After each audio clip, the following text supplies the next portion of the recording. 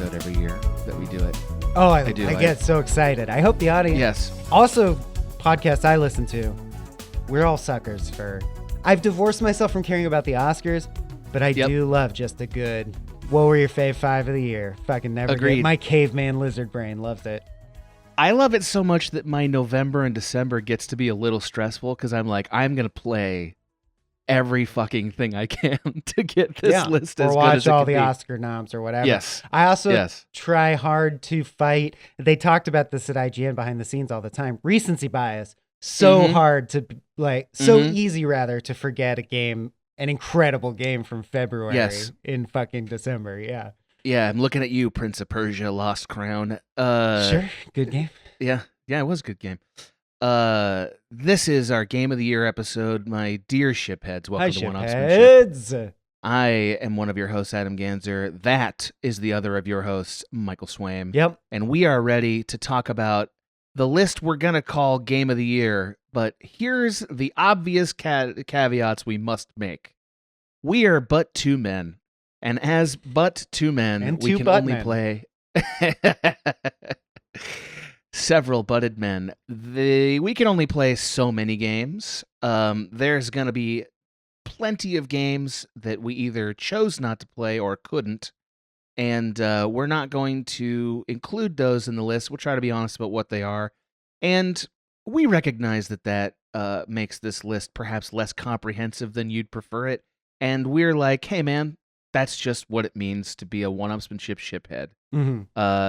We still feel good about the list. Right, we're not IGN. We cannot divide and conquer and cover every game that's ever released. However, it just is what it is. Something that I think is beautiful about this show is we very naturally, because we also could not do this.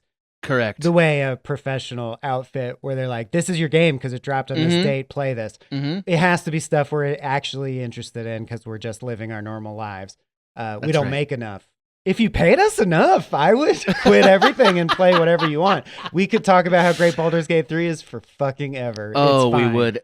We don't want to complain. We really appreciate your patronage. But it is not enough to support a full-time gig. Therefore, we can't we play things we would already play, so we can't play everything. But I would like to say that I appreciate that Adam brings a really in-depth knowledge of relationship with and history with not just AAA, but AAA down to like AA, some single A, and then less indie. A little bit. And I sort of come from the exact opposite direction. So this year, I just want to give a buckle up. It's very swamey.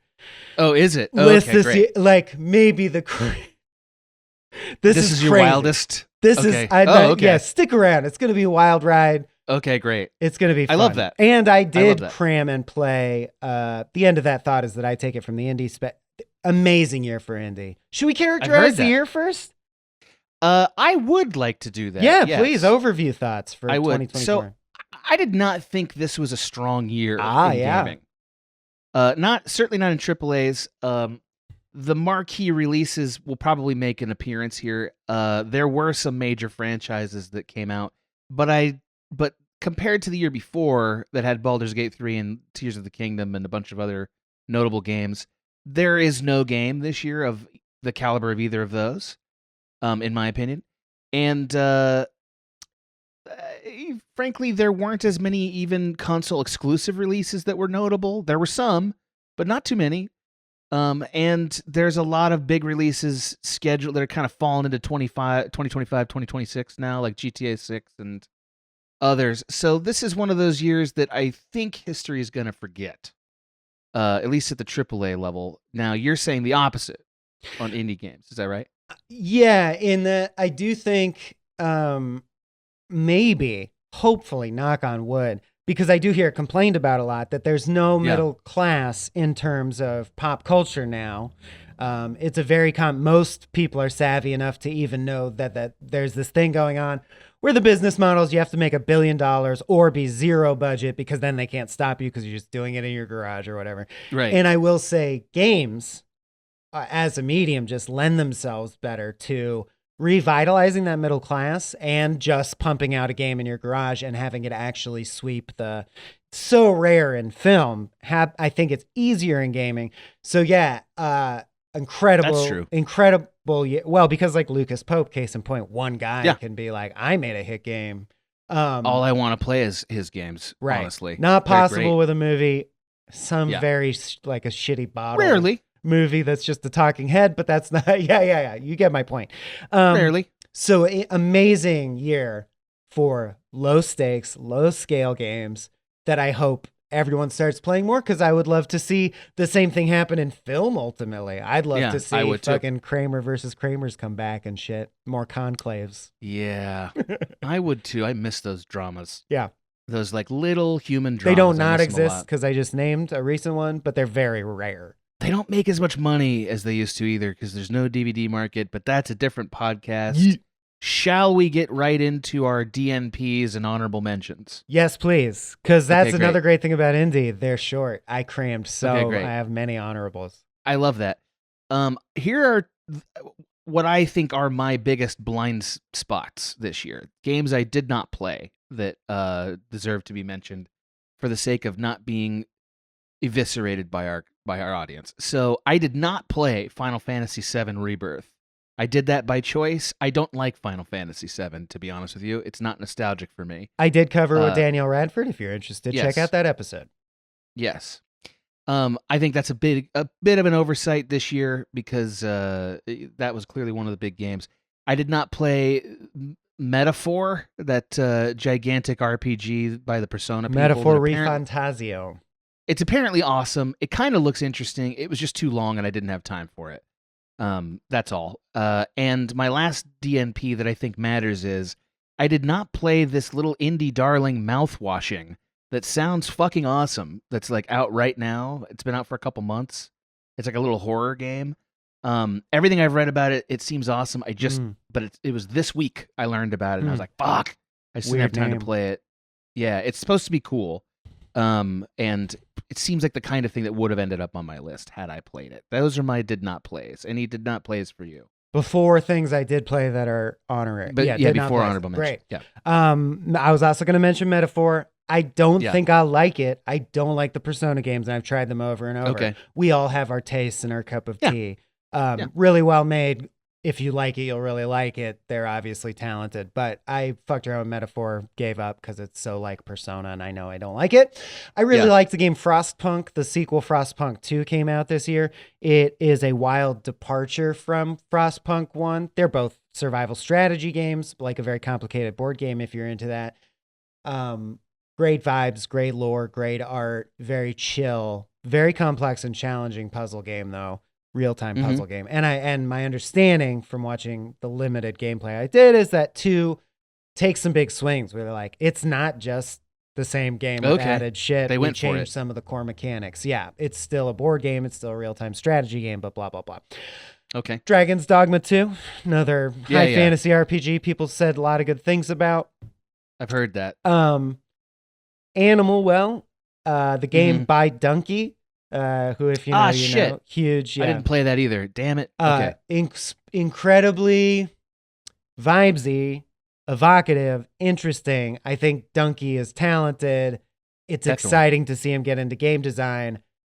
Too hard for me. It's basically a non-combat Metroid, where people laud that there's very emergent puzzles and everything is like magical, where you're like, that can do that, like Tears of the Kingdom kind of, delight. Cool. I could not figure out a single fucking way to progress for 4 hours and I gave up. Okay. So that one, Animal Well, but I wanted like people could check it out. Indiana Jones and the Great Circle just dropped and is getting surprisingly good reviews. I haven't been able to play it yet, but it looks a lot like Call of the Sea, which I think is a critically underrated great game. Meaning that game. It's like a first-person puzzle Indiana Jones game. More like Fate of Atlantis than shooty, which I think is interesting.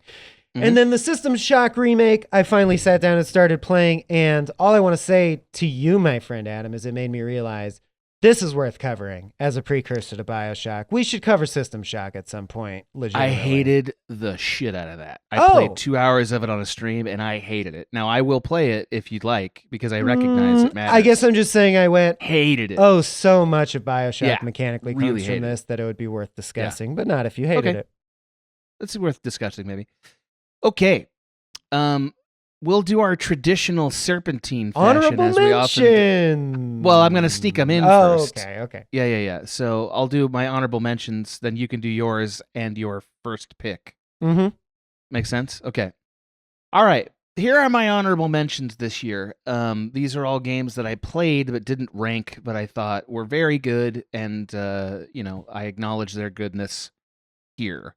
The first is Prince of Persia: Lost Crown. Yes, I realize recency bias is a thing. That was just a really solid game. It was fun. It was well made.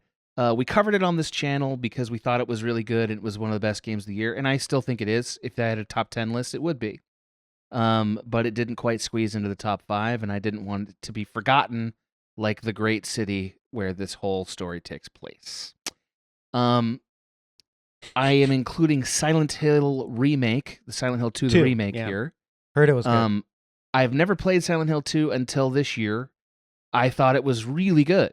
The thing I heard, though, was that because they were faithful to the script, would you agree that the story is like, I heard, weird. Neil Breen level, the writing is like laughably bad? It's silly and weird. It's definitely like, you think that it means something at first, how weird it is. You're like, oh, okay, so this is kind of like a surrealist thing, and then you realize, oh no, it's just a really bad script that doesn't fit into video games anymore. But I still think the story of it on like a spreadsheet isn't too bad, and it's a really unique experience. It's a one-of-a-kind experience for sure. It's very much inspired by those Resident Evil games that are better, but it was really good. I liked it a lot. I only have 2 more honorable mentions. The first is Dragon Age Veilguard. I did play that. I did stream that. I didn't do every side quest, but I did every companion quest. And the main quest took about, 20 hours or so. I've never played a Dragon Age before. This is my first one. And I thought it was a very above average game. Like, I would give it a solid B. It clicked for me for the first time that it's fantasy Mass Effect. Yeah, that's right. Yeah. Well, it's not Mass Effect. I just mean it has overlap and spiritual. Yeah, very much like Mass Effect 2. That's clearly the vibe here. There were some characters I thought were really cool and interesting, some that felt very phoned in. I would say the game as a whole felt more formulaic enough that it's not going to be a memorable entry, I would say, probably, into the history of this franchise. But I don't know. I haven't played them all. People's passion for them suggests this can't be why. But it was good enough to be mentioned. And finally, and I was kind of surprised by this because I did some debating, but I'm mentioning Echoes of Wisdom, the Zelda game that came out that was the first play-as Zelda game. It was very good and very fun. I bet we'll cover it on this channel, actually. I'm surprised it didn't make your 5. I am too. I thought it would be 4 or 5. I thought so too. But it didn't work out that way after it all shook out. It was very creative and well made. It's just not a mainline Zelda game, and it has some flaws, but it's really great and an upgrade on your traditional sort of B-side Zelda game of the Link's Awakening variety. Lots of fun, some great puzzles. Had a great time playing it, but wasn't quite a top 5 game for me. Those are my honorable mentions. Lovely. Are you going to hit 5 or will I begin now? You will hit 5 per our serpentine method. Player me plugging in. You should also let me know when commercial breaks are hitting. That would be helpful. Oh, yeah. We'll do it after 4. After I hit 4. Cool. Yeah. Ultros is a Metroidvania, if you're not sick of those, that also has a strong time loop element and a very specific art style because it's the guy who did Hotline Miami. If you know that, you know what it looks like. That's cool. Not fun enough for me, but so cool looking, And if you are a Metroidvania junkie and you're okay with just average or above average ones, Like a Dragon, Infinite Wealth. Oh, really? Cool. You played that? Okay. Yeah, Like a Dragon is another one where I eventually fall out and go, that was enough. And the kookiness appeals to me to a certain point where I go, that is a crazy enemy. That is a crazy enemy, but it doesn't sustain 45 hours for me. Because the main plot is essentially a soap opera about the mob and It's fine. And people swear by that franchise, and I've never touched it. Which is why I try it a lot, and I see Yeah. why people love it, and it's good. And I'm just saying this year's installment was quite good. I always get about 10 hours of fun out of them and then go, that was enough of that. Okay. Something I thought you might be interested in and not know about, Nobody Wants to Die, which is... I have that on my hard drive right now. Oh, great. I think it's worth playing for you for sure. It's a serviceable sci-fi noir story that is basically detective mode from the Arkham games as a whole game. So your main interaction is making moral choices, asking questions, wiping through time, looking for clues, tracking bloody footprints, and takes you through a pretty decent sci-fi noir, which of course is one of Adam's favorite subgenres. I love it. Yeah, I really do. Astrobot gets a special mention for me. You can listen to our episode, so I'm not going to say more than that, but I liked it. Like, all I want to say is it was so good that I wanted to mention it. Just like you. Yeah. Neva, N-E-V-A, by the same people that made Gris, if you know that, G-R-I-S. Very specific art style. I would say if you're interested at all, check out the trailer and you'll know if you're like, wow, I love that vibe and style. Kind of reminiscent of Flashback or Out of This World, if people are familiar with those old games. Very minimalist story of a girl and her dog. Very much affected me because we just lost our dog, who is also a white fluffy dog, which Neva is. You develop the bond between yourself and Neva and go through very much a Miyazaki-esque forest and fight a bunch of no-faces with swordplay and light puzzle, but it's mostly developing your relationship with Neva to the point where you can call her and then control her and then fight with her and solve puzzles with her. Almost no words other than Neva. So it's a little Last Guardian-esque, it seems. I was going to say, I, again, didn't love it enough to crack my top 5, but it reminded me of so many things I love, like Spiritfarer, Ico, The Last Guardian, and those are all great, so it's good. Reminded me a bit of Blasphemous 2, which was last year, which is a game I like. And then I wanted to mention that technically Satisfactory, a game I fell into a deep hole with, really love, technically hit V1 this year, so it was released. Cool. Satisfactory has been in early access and played at scale for a couple years now. So like a lot of gamers have already had their fun with Satisfactory, as have I, but it deserves its time in the sun because it rules. It's a first-person logistics game where you make increasingly complex series of conveyor belts to turn widgets into wadgets. But it's addictive if you're into that kind of shit. Yeah. I don't know how you could know if you're into that kind of shit. Me and Abe and Dave played it hardcore for a while. Yeah. All right. Number 5 for you. Oh, no. Okay. Well, then this is going to be a lopsided episode in terms of commercial breaks. I'm going to speed up talking and I'm going to apologize. Because to me, this is an important... I'm really excited to share this. Take a break now? No. Oh, okay. Well, I'm just saying I'm about to talk for a lot about my number 5, and then I'll make up for it by not talking much about 4 through 1. Oh, then, okay, go ahead. Go ahead, now? 5. Okay. Yeah, let's hear it. And then maybe we should break. Yeah. So this show tries to talk about games as art, and I think one of the most important things about art is that they actually can shape our lives. And so I want to bring up, and I had to mention, a game that has impacted my life this year in a real way that I think is fundamental and compelling to me as an artist in my own work. Okay. Wow. And this is something that real hardcore Small Beans fans will have heard me referencing. I know Adam's probably heard me reference. Abe is like, basically, man, I don't know. This is what I'm interested in, is the stigma that we place around the... Anyway, so I've been playing a lot of porn games, like a lot. And it started as I write a comedy column about cursed media for a site called 1-900-HOT-DOG. You can check it out. Great site. And I was covering a porn game because, as you might imagine, it's a hotbed of things that are so shoddily made that it's amusing. And I found a couple of those.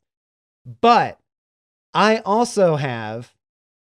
So yeah, I'm like, this is more appropriate on a show like Tales from the Pit. But I'm going to spill because I think that's cool that gaming can be this real. Okay. I have a complex relationship with drawn and animated pornography because I grew up in a household where my father was gay and his primary kink is drawn and animated pornography.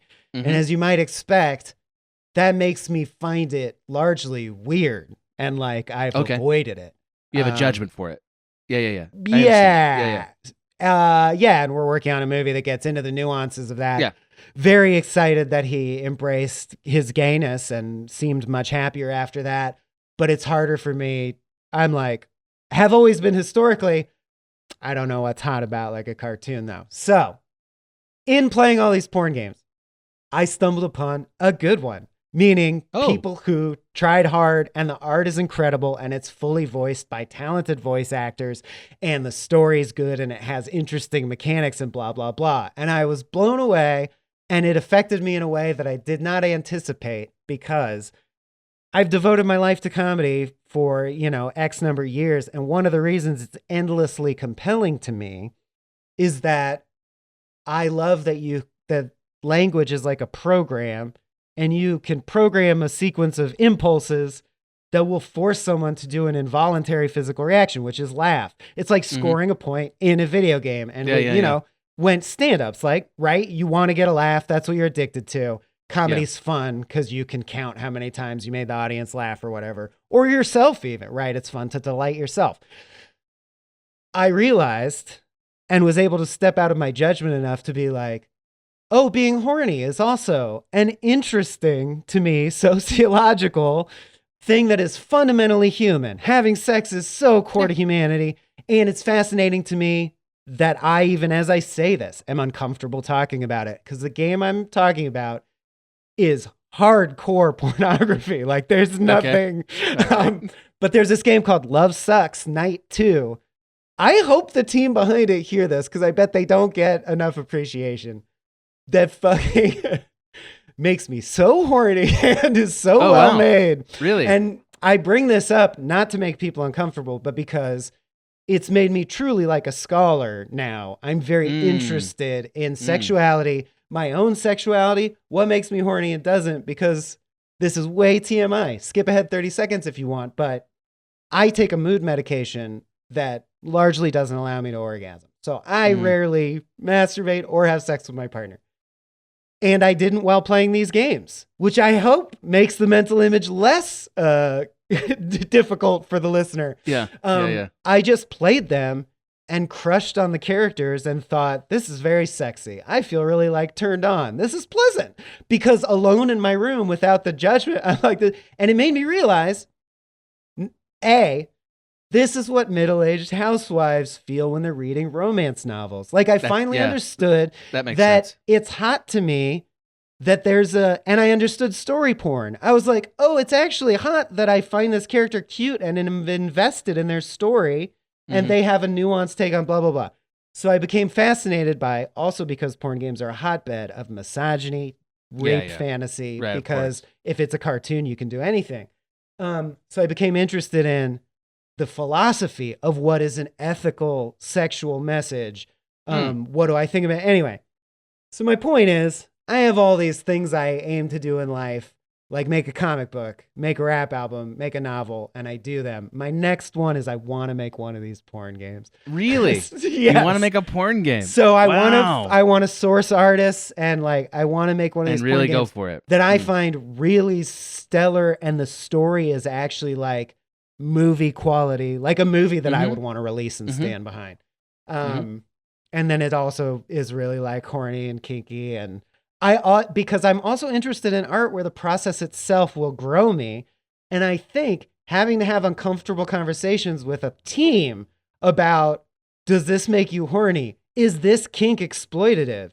Is it morally okay for people to do this if they both consent or represent this or that? I'm interested in having those conversations at length. I kind of wonder if they do. I kind of wonder if people do have those conversations when they make No. They just go for it, dude. Also, create like 80% of the porn games available on Steam. I swear to God, the final boss is you have sex with your mom, you win. Like Freud was not wrong about that. That is an obsession for people. That's crazy. Okay, so I'm done. It's called Okay. Love Sucks Night 2 if you actually are interested in board games. I learned many things. It's about a vampire and a succubus who are sexing the life out of you. And when you die, you can go back in time and reset and try to figure out how to not get fucked. I did hear about this game. You heard about this game? Yeah. Now I'm like, oh yeah, I did and hear it's about the sequel, but it's better than yeah. Right. Interesting. Wow. What a great beginning to this podcast. Auspicious start. I mean, I have nothing to add to it because I don't know anything about that game other than like, thank you for sharing all that. That was sure. What a fun beginning. And what a fun beginning to another bizarre chapter in my life. Anyway, I think we all need to cool down a little bit. Woo! So maybe these sweet ads will get that blood back to the proper organs, and we'll resume talking when that happens. And we're back, which I believe brings are. it to my illustrious colleague, Adam Ganzer, to bring us back to a slightly more conventional, a little more mainstream game that people may have actually played.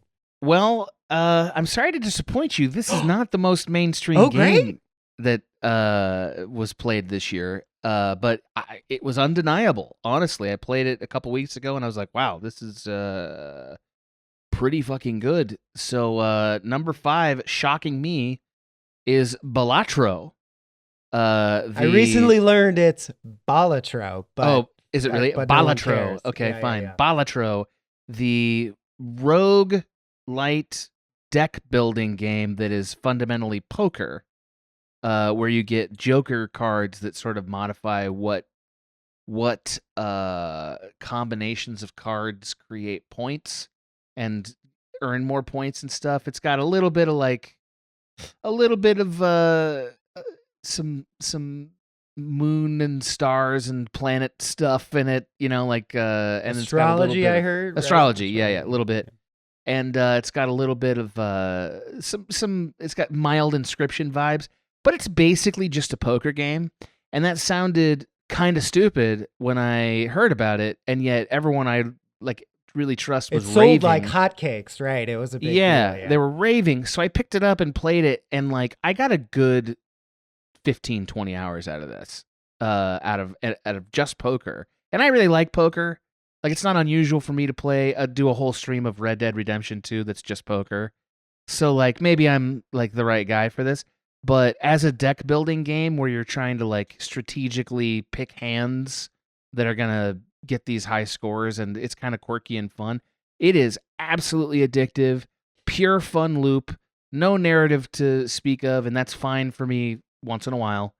And I just thought, hey, for an indie game that kind of didn't deserve anybody's attention on a spreadsheet level, this game kicks a lot of ass. So it's my number 5.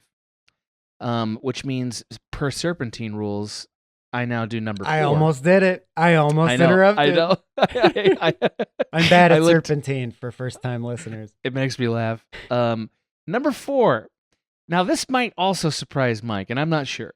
But number 4, a slightly bigger game, just released a couple weeks ago, or maybe a week ago, on the Xbox and on PC. And it is I think it's going to be one of the high benchmarks for how to effectively adapt a film into a video game, because number 4 for me is Indiana Jones and the Great Circle. You already did it? I've played 2/3 of it. I haven't finished it. And I'm excited now. It's amazing. Did you play Call of the Sea, by the way? I played a little bit of it. Does it feel like that? Am I right? It's reminiscent a little bit. If you play this game like a video game, you're gonna get pissed off. I got pissed off with this game. It's a story largely, right? No, it's a video game, but you can't do the stuff that you're used to doing in a first-person shooter. You have to play the game the way Indiana Jones would do it. You have to think, how does Indiana Jones act in a movie, and act the way he would act, including not getting in a fight with every single guy, sneaking around when he would sneak around. You have to really role play as Indiana Jones to get the full effect of this adaptation. And when you do that, the systems that seem kind of punitive and frustrating really snap into place, and it's like, wow, this is the most like a movie character I think I've ever felt, actually. Like, Did it's you a play really Chronicles of Riddick, Butcher Bay? No, I haven't. Felt like I've heard it's great. Okay. That was the magic of it, is it felt like you were in a movie in a really weird way. This is really good as like a way of thinking about how to adapt a movie experience. Yeah. Also, the Harrison Ford of it all, right? So Troy Baker is doing a voice acting Troy job. Baker. Yes. And it's dude, it's unreal, man. Film, but imagine it would be like, I know Chris Pratt does a lot, but it would be like Chris Pratt is 60% of male characters. I know, it's ridiculous. Like Troy Baker's fucking everyone. But then you see what he did, and you're like, I mean, I'm sure maybe there's some pitch correction or something here, but like the performance is unreal. It feels like Harrison Ford. It is very impressive. That's dope. The cinematics are very impressive. I also think just on a game level, they just picked all the stuff you want to do. Like they have a giant open world version of Vatican City. They have a giant open world Giza. Wow. You know, like it's like, oh yeah, this is all the shit I want to do as puzzles? Indiana Jones. Oh yeah, it's almost all puzzles. And is it in VR? It looks like it would be awesome in VR. It could be a VR game, but there's a lot of cinematics in it, so I don't know how that would feel. Well, I mean, Resident Evil 4, you play like cinematics now. There is a convention, which is it just cuts to you're now a camera, high above the scene. It feels pretty integrated to me. Like it feels like it was definitely built to be a console experience.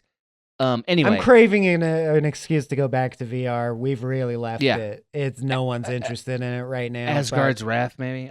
We never. Asgard's Wrath 2. I already played through, and it's awesome. And that's what I'm saying is VR is awesome. I miss it, but there's nothing worth playing on it right now. Okay. Anyway, that's my 4. Cool. I'm gonna keep it short. Sorry, Team Arco, but Arco is my next one. ARCO, number 4. It is really? a pixel art, kind of action, almost like Mass Effect 1, but above.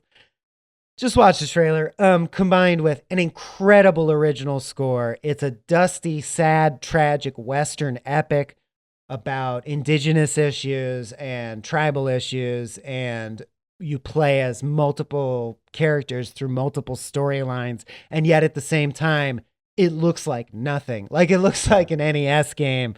The map is just a straight line sometimes. And yet I fell into it. It's compelling and deep. I honestly thought it was too short was my only complaint. The combat is like you have people with various moves and you pause time and you tell them do this and this and this. And then they all do it. And then time pauses again and the enemies go and sort of like that. So it's that combat. Plus RPG mechanics, really well-written script, surprisingly funny, but also heartfelt. I love Westerns, Arco. This sounds exactly your vibe. Like everything you said about him, like, this sounds kind of like Norco, another game that is super your vibe. Norco's my game of the year last year, I believe. Yeah, it was one of them. One of them. Number 3, this will be quick. Balatro. Oh, really? Oh, you did play it. Okay. Number 3, yeah. I just checked 55 hours. It's a regular play at night now. Really love it. There's these games I resist because I don't like toys. I like stories. So I really resisted Vampire Survivor. I really resisted Slay the Spire. And I really resisted Balatro and Drag My Feet. But eventually I'm like, I'll give it a shot. I also don't like poker. In real life, often the boys will settle on, let's all play poker. And I go, shucks, because that's not fun to me. You're not into that, yeah. It's not poker. It's its own. It's kind of like Flux, if people have ever played that card game. It's about metagaming and changing the rules in the way that a good deck builder is. Yes. It's a really well balanced. The vibe is perfect. You feel like you're in a really chill casino. I can almost smell the cigarette smoke sometimes. Yep. I love the vibe. It's fucking Balatro is like a morphine drip. I love it. Of just like, oh, that's cool. Oh, that's a cool combo. That does that. That's dope. But I will say, hard as fuck too. Like I am not. I can beat it like nothing on the base level. but then you try to beat 2 loops, right? Is Yep. the ultimate goal. I have never even come close. Because there's a point where the blind starts to escalate The blinds are getting to insane. 20 million shit. So it's like, what I am have doing yet, here? like, as they called it, like, I have yet to slay the Spire, but I've beaten it on many runs with different decks, and it's fun as hell. Yeah, I loved it. This is a surprise pick to me for you because there's no story here. It's that addictive. Yeah. Yeah, it's just narrative. Okay, well, that leads to my number 3. I don't do this to hurt Mike. I never do anything to hurt Mike, but I know that once in a while I'm making a pick that's gonna really annoy him, and I'm sorry. And I will. How could I promise I will. positive pick upset me? Interesting. Well, I know that. Yeah, you'll see. I will justify this pick. I promise you. But my number 3 is Call of Duty Black Ops 6. Oh, I could. The second you open your mouth, I was like, "Oh, I know what he's gonna do." Yeah. No, that doesn't Black bother me. Ops 6. We're gonna cover that as well. Yeah, we're gonna cover it. Yeah. I'll tell you why. So, like, on some level, it's just Call of Duty, and I get that it would not be in my Game of the Year conversation. But this outing, while I would say is very uneven in a lot of ways, was super creative in some new ways for that game, and like a lot more experimental and playful in ways that I thought were good. And it told a pretty fun story, and it has a good multiplayer mode. And I realized when Call of Duty's hitting, it's still one of the best video games. There's a reason it's so successful. It's worth debating whether what I'm calling innovations are just them stealing or not, or whether they're just them repurposing assets or not, because both of those things are kind of true. But I love watching this franchise try to figure out new ways to keep us engaged, and explore in sort of a schlocky way American history and American warfare, that I kind of like in this franchise more than in Modern Warfare or any of the other story games, because it's a lot more of a 90s thriller than anything else in their catalog, and I like that about it. I think that's okay. There's an incredible mission where you're like sneaking into Governor Clinton's like, I don't know, one of his balls or something, and like trying to like get a captured U.S. like a soldier. campaign event. Yeah. Yes, and that mission And was Bill amazing. Clinton is rendered in the scene. Yeah. You're like, hey, there's and Bill you're like, holy Clinton. shit, they have him! I can't believe that. You'd think they'd be afraid to do it. Nope, they're It's going like all the way with Muhammad. it. You can't depict him. It's like, no, yeah, you can. Yeah, you can do it. Yeah, like, and then they have like a really cool open You don't world assassinate mission. him or nothing. You know, No. he's just there. Yeah, it's It's fine. sane. Yeah, it's not full Inglorious Bastards. No, they have like a pretty great open world mission that takes place in Kuwait, as I recall.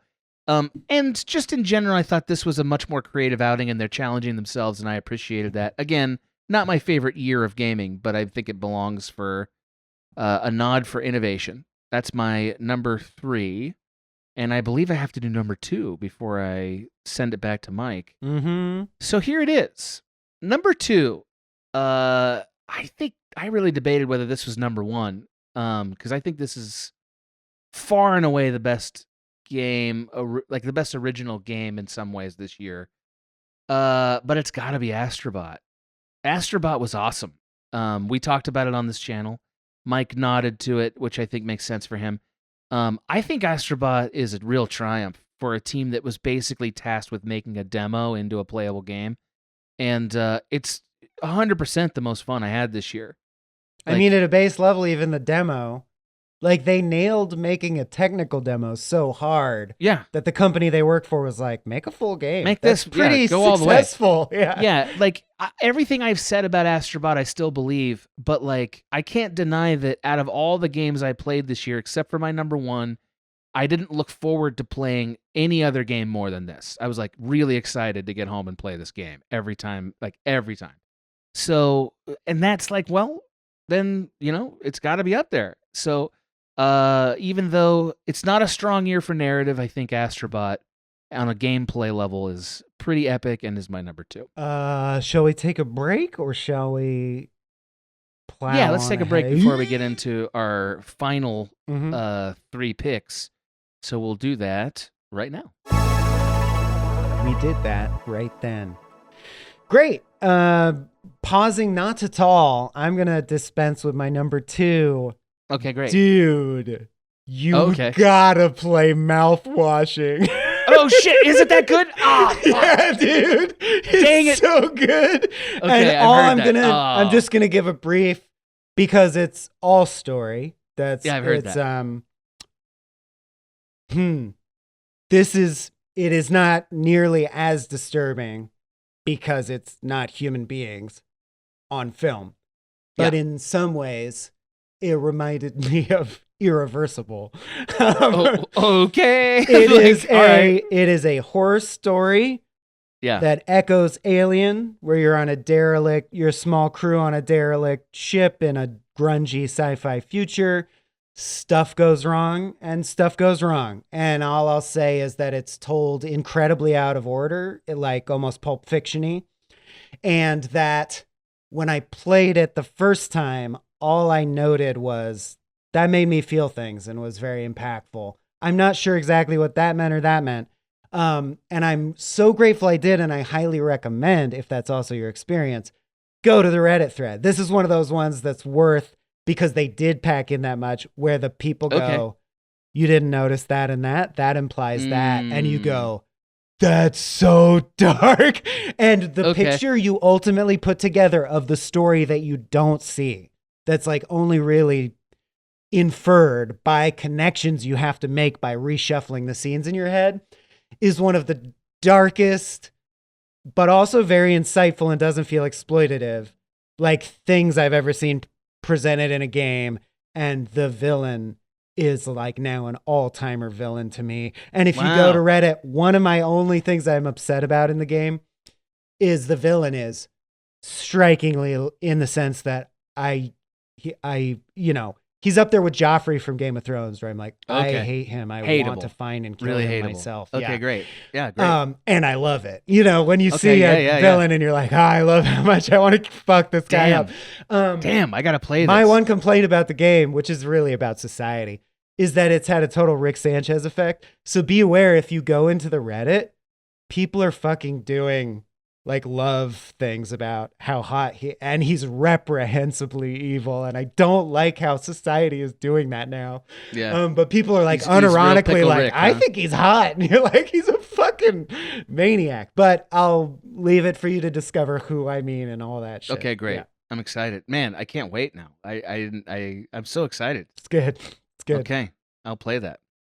Is it my? It is. Really quick. Is that a coverable game to you? It would, I mean, just so play it and you decide, but it's a movie. It would feel very much like us covering a movie, because it is just a story presented by you, first person going through scenes. That's fine. Okay. That doesn't, why not? I just know we rarely, if it's a good story. Yeah, but we did cover Astrobot, and that's just a toy, and it ruled. Yeah. Yeah. And I would cover Balatro, and that, so anyway. Yeah. Okay.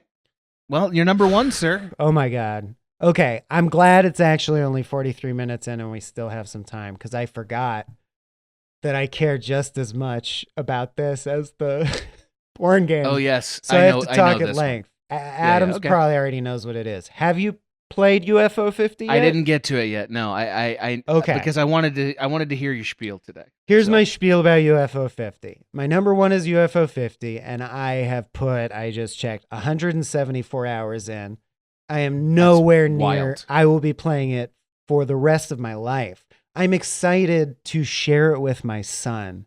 I think it's a generationally important, monumental achievement in gaming that single-handedly makes this a landmark year in gaming.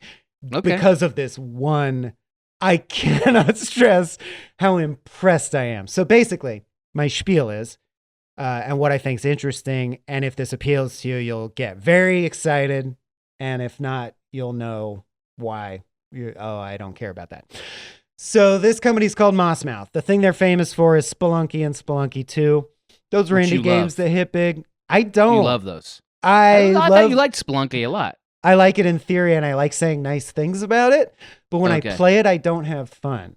It's a very hard procedurally generated 2D platformer Indiana Jones, like whipping, avoiding bats and blocks game. It's really tough. We played it together for a while. Yes. It's like this stuff. And I want to like it, but my point is, when you get to know the team behind it, what's interesting to me is they can and will go on long, dry, scientific rants about stuff I'm interested in, like why the human brain neurologically likes certain things in games or other things aren't.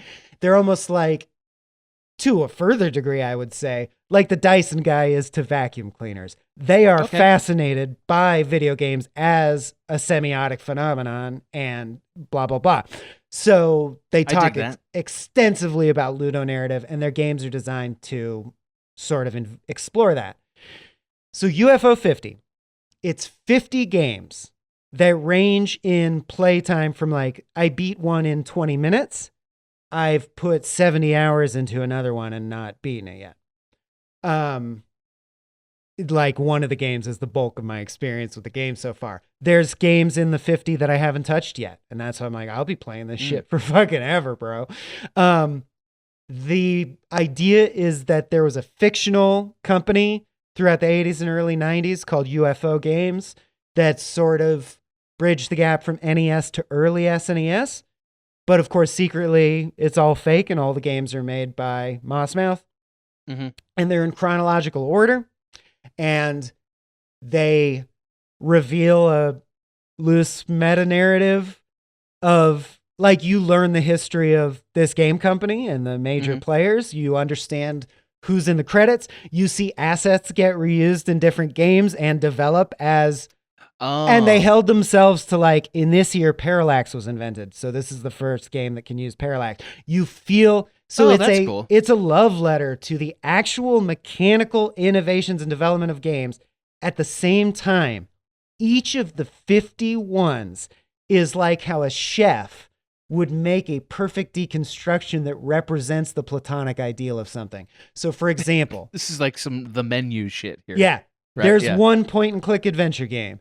And it is, I would argue, you could write an essay about how it's the minimal number of elements and presentation you could possibly make that's still a very fun, like, I don't mean just fine, I mean very fun and addictive point-and-click adventure game. There's a JRPG that is very fun, but at almost like a haiku. Like, each of these games is a fucking ode to, there's one that's clearly Metroid, and it's just as fun as Metroid, and it fucking rules. Wow. There are ones that, like, every game is a different love letter to a specific genre or game that you know or remember. It is a school. It's like a history of gaming innovations. It's got meta-narrative.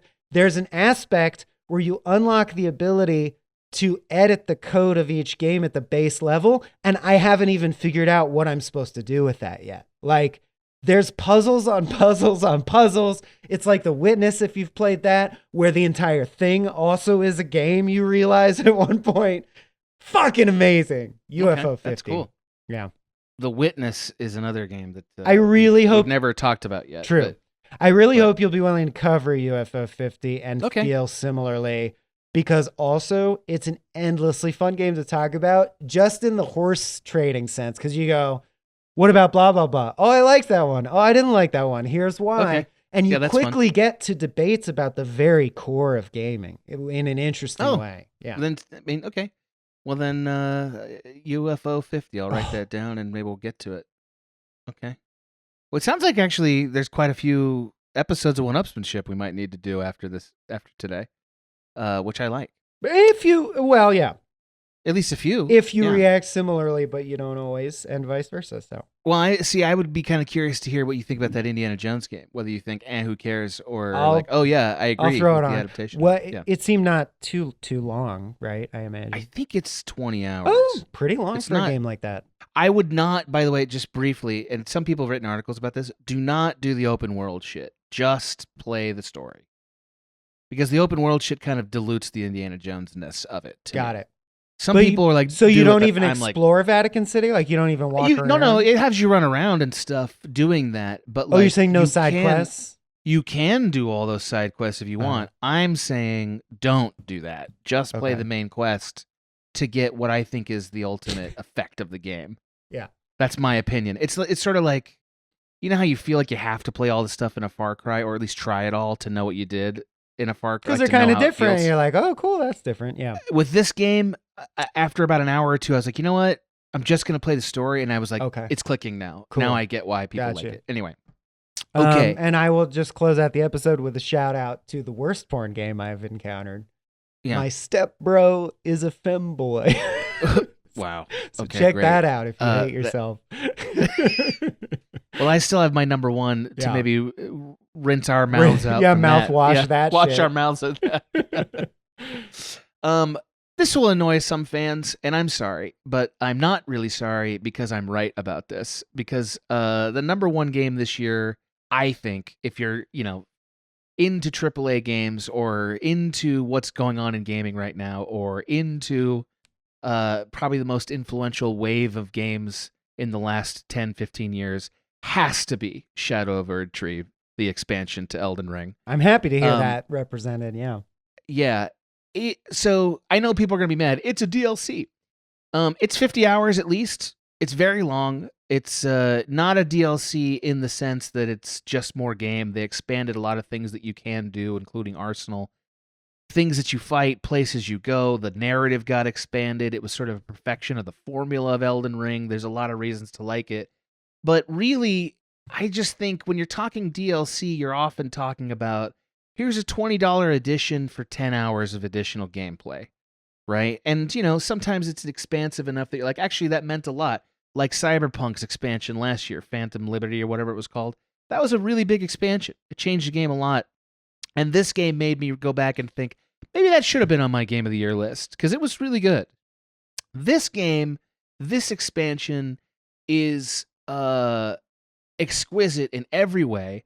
It's easily the most challenging Souls-like stuff that I've played. Like, it is maxed up to 10. It's very hard and very rewarding because it makes you play Elden Ring the best you can play it. You know what I mean? Like, Elden Ring had a lot of cheat code stuff in it, which was part of what made it great. It was accessible, right?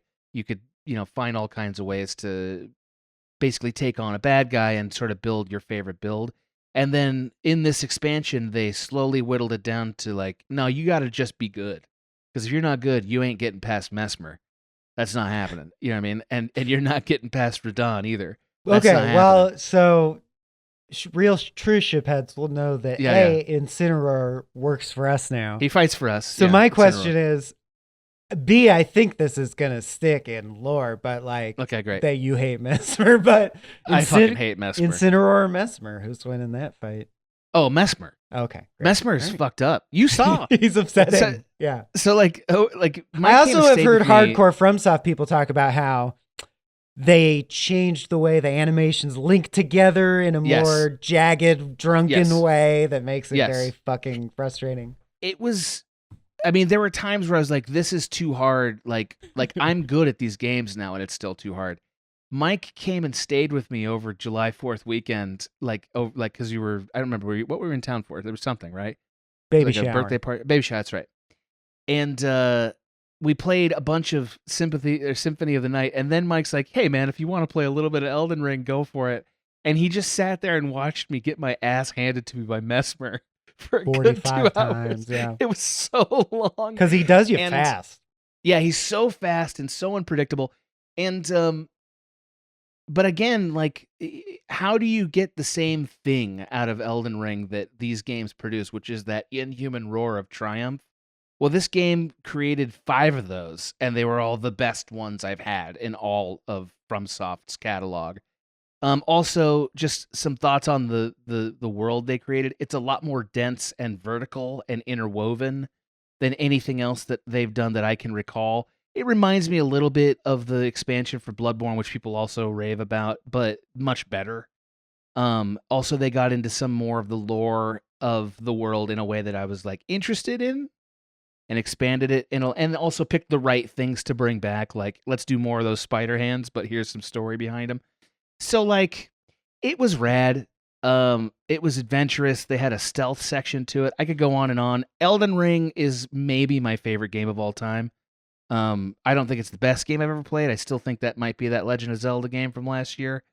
But Elden Ring, I love it so much, and this is the best piece of it.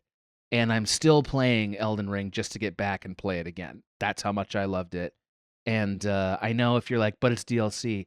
I don't care, man. These rules are dumb. If it plays as much as most games play that I pay full price for, and it's as good as that, it deserves to be considered. That's my rule. Every single professional video game journalist type person I know ultimately landed on, well, it's 40 hours long and it's a game. Like there's what are we doing now? Like, right. Like, oh, it has to be an original, like, well, but Super Mario 3 was kind of just an expansion on Mario. If you really think about it, it's like, how different are they really? I also love how every time they release one of these, he comes out and does an interview where he goes, "We don't even try to make them hard intentionally," or like, "I'm just making a game." He's so full of shit. Dude. Yeah, yes, you do. It's a feature. The difficulty's a feature now. Yeah, he's a maniac. Yeah. So also shout out, by the way, if people, I feel like these listeners might be interested. I recently dropped on the IGN YouTube channel a half-an-hour video called 5 times From Software Redefined Combat in Games. That was great. From Armored Core to Elden Ring. So something Adam would have been way better equipped to write than me. Well, I thought, didn't you and I talk about that together before you wrote it? Yeah. Okay. So if you're interested in the resulting video, it's up now. Yeah. Well, I promise this will probably be the last time we talk about Elden Ring in the Game of the Year category until they make a sequel. Because it was number one, right? It had to be. It was my number one that year. It was just 2022. I think it was my number one out of like respect. I'm like, no, sure. Sifu was your number one, okay. which I think was true for you. That was a really good game. Mm-hmm. Anyway, we're sorry if you're upset. Yes, we did play Helldivers 2. I just didn't love it as much as these other games, unfortunately. But please rest assured, we are just two gamers among many. If you have a game you feel like, oh, but why not this? I understand. I'm sorry for the limitations, but also these are ours, and we stand by them, and we're passionate about them, and we love your passion for video games too, and hope we can meet again on the next episode of 1Upsmanship. Work complete.